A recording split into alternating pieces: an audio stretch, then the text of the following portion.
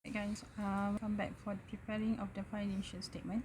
So tadi saya mention tentang you all punya untuk tahu kita punya how strong. Alright, yang mana dalam kita punya income ni kita nak tahu sebenarnya income statement kita yang terdiri daripada trading account dan profit and loss account. Okay. So daripada sini kita boleh generate kita punya income statement. Right now, how the formula looks like. So kalau you tengok formula dekat sini, right, yang first kali untuk financial statement ni kita nak tahu tentang income of the financial performance, yang mana kita nak tahu sama ada we are running in profit or we are running in loss. That is the first document yang you kena buat. Second one under this particular information adalah you kena prepare juga financial position. Financial position maksudnya dekat sini berapa you punya total asset, berapa you punya total liability, berapa you punya total honest equity. Okay, pada tahun accountant tersebut. Jadi untuk yang ini, tujuan kita buat ini adalah yang pertama sebab kita nak tahu yang ini. Kita nak tahu yang ini. Adakah kita dapat profit ataupun negatif, maksudnya kita dapat loss. Jadi dah dapat figure yang ini, kita akan automatically akan transfer dia ke bahagian financial position kita. Okay, kita akan transfer dia ke bahagian financial position. Yang mana dekat dalam ni dia ada information berkaitan tentang our assets, okay, our assets, our liabilities, our honest equity. Okay, right now how the things looks like. So saya nak bawa ke sini. Okay, these are the format. Right, untuk mengetahui berapa banyak adakah kita we are running in profit or we are running in loss. So ini adalah statement yang you kena faham dan you kena hafal lah, ataupun lebih kepada understanding should be okay kot. Alright, right, ini ada format lengkap yang mana yang pertama sekali kalau kita kira dalam accounting, bahagian sini sangat penting. Okay, awak kena letakkan nama of the business untuk tahun bila. Itu kena ambil kira lah. Format tu ada markah di situ. Dan saya galakkan untuk awak buatkan pengiraan income atau profit or loss ni, kita bahagikan kepada 3 kolom. Okay, kenapa 3 kolom dekat sini? Sebab ini yang bahagian tepi sekali ini adalah bahagian total. Ini kalau macam ada working calculation lah, nak tunjukkan sales tolak dengan sales return untuk dapatkan net sales. Tapi kalau macam dia banyak figure nak letak, so kita akan letak dia dekat bahagian kolom yang sebelah sini. Okay, right, now so you akan tolakkan dengan cost of the goods sold. Kalau you perasan benda ni lebih kurang sama dengan kelas CC kita. Okay, tapi untuk accounting dia lebih detail lah. Alright, so once you dah dapatkan kat sini kita dapat gross profit. Okay, so apa yang kita nak dapatkan gross profit, macam mana dapatkan gross profit? Kita dapatkan cost of sales dahulu, tolakkan dengan kita punya net sales ni tadi. So katalah net sales 1000, tolaklah dengan cost of sales 500. So kat sini gross profit you adalah 500 contoh. Okay, katalah saya letak figure sini 1000. So net of sales awak adalah 500. Jadi awak punya gross profit dekat sini adalah sebanyak RM500. Ini contoh sahaja. Okay, alright, next. RM500 tadi awak akan tambahkan dengan bahagian revenue. Dengan bahagian revenue. So tambahkan semua revenue yang ada di sini. Okay, dan you akan dapat total revenue di sini. Setelah itu apa yang terjadi? Awak kena tolakkan dengan expenses. So list out semua expenses yang ada. Alright, list out semua expenses yang ada till you get apa? Till you get you punya dekat sini total total expenses. Setelah you dapatkan total expenses tadi tu, you akan tolakkan dengan figure yang atas ni. Tadi 500 ni tadi, kata gross profit 500, kemudian awak tambahkan dengan awak punya revenue. Sebab sini add sini add nampak tak? 500 ni tadi tambahkan dengan semua bahagian kat sini. Katalah you punya ni semua total dia dalam adalah total dalam 1000 balik contoh. Okay, so what happen after that? Daripada 1000 ni tadi, 500 tambah 1000, 1500. Kemudian awak akan tolakkan dengan awak punya total expenses. Kita total expenses 400. So 1500 tolak dengan 400, you ada balance. 1500 tolak dengan 400, you ada 1100. 1100 net profit. Sorry. Jadi dia ada 1100. So ini adalah net profit you. Cara kita nak dapat net profit. Setelah net profit you dapat, dia akan transferkan dia ke bahagian sini. Dekat mana net profit awak tu? Dia akan tunjukkan dekat sini net profit awak. Nampak tak? Ini net profit awak. So, once you dah dapat net profit tadi tu, itu pentingnya kenapa kita kena sediakan akaun yang awal tadi. Kemudian you akan preparekan untuk financial position. Again, dekat bahagian atas ini sangat penting. Dekat bahagian atas ni sangat penting. This is your name of your business. Format dia kena ada. Kemudian senaraikan semua aset.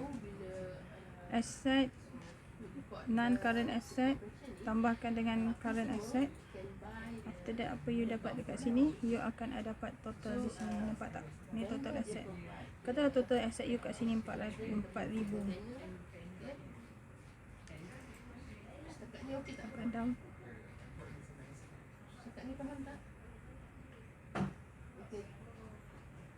Kata total you dekat sini. Kata total kat sini adalah 4,000. Okay. So awak nampak dekat sini kita ada bahagian yang ini. Alright, kita ada di sini. Kita ada owner security pula.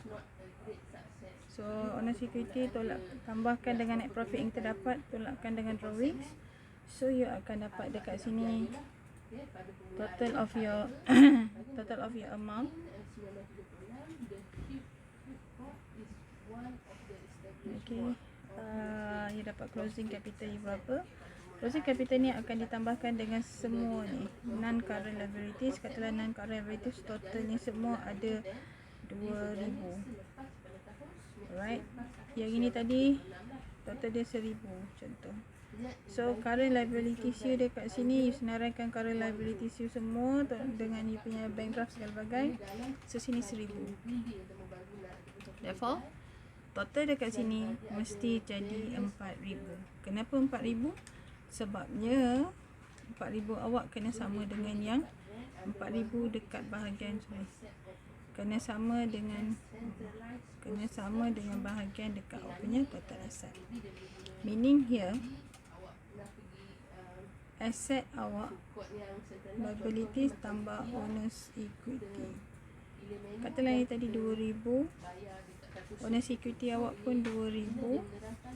So total asset you adalah 4,000. That's what they want to know lah. Alright. So kalau dah dapat figure tu, then you shouldn't be a problem. Jadi to guide you where is the information supposed to be put under financial position. Financial position ni maksudnya dekat sini adalah yang senaraikan you punya asset liability owner security adalah seperti yang tertera dalam you punya nota. Alright.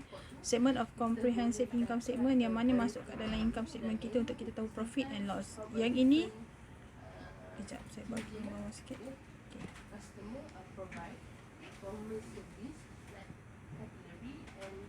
Kejap. Okay. Right. Jadi to avoid you confuse, ingat dekat sini adalah untuk tahu pengiraan profit. Whereas kat sini adalah untuk pengiraan asset sama dengan owners equity. Saya padam balik.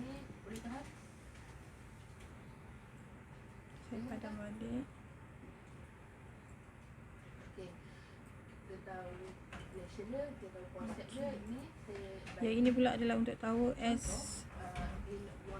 asset owners equity plus liability. Okay, alright.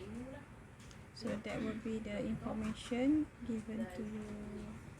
Right, so ada example satu saya bagi dekat sini.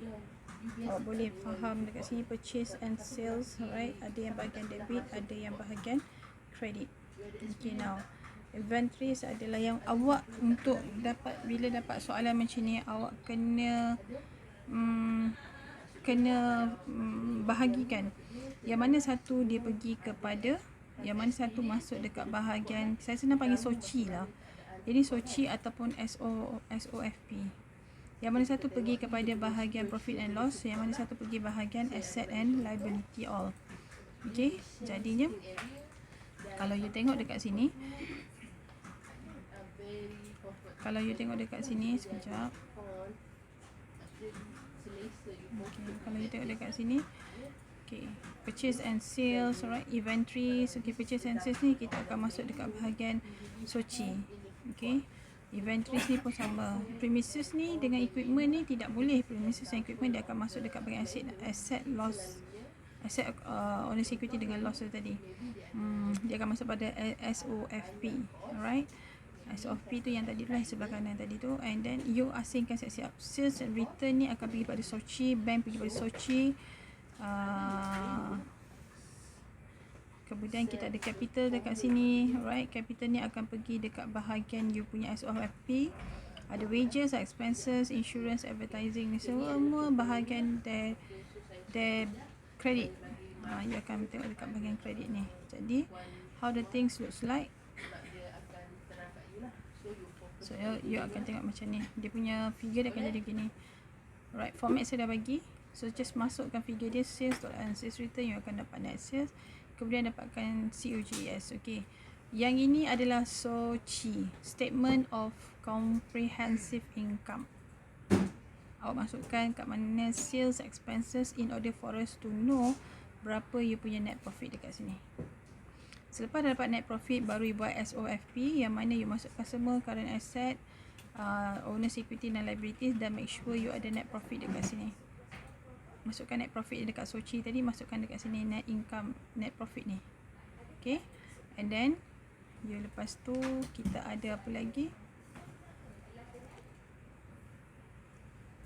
Lepas tu kita ada the last one will be the current liabilities. Okay, right.